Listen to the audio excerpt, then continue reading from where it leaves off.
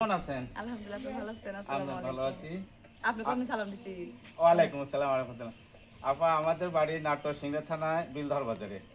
আপনি শাকিলের সাথে আপু, আপনি বিশ্বের দরবারে বাংলাদেশের মধ্যে নয়, শুধু পৃথিবীর সব জায়গায় নাটোরকে তুলে ধরেছেন। হ্যাঁ, নাটোর বোন হিসাবে।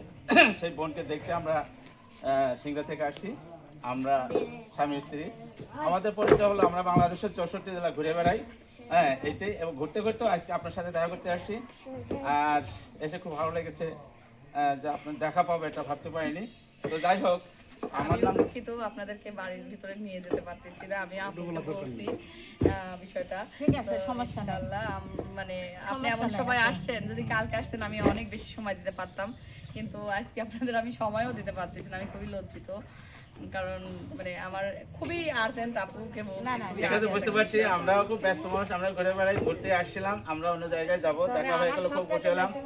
তো সুপ্রিয় ফেসবুক বন্ধুরা, স্ক্রিনে দেখতে পাচ্ছেন শাকিলা সাথী আপু, যে আমেরিকা প্রবাসী, বাংলাদেশে আসছে। এটাই তার গ্রামের বাড়ি। আর তার বিষয়ে তো কিছু বলতে হবে না। সে এত ভিডিও ব্লগ করে, যেটা আপনি দেখে থাকেন।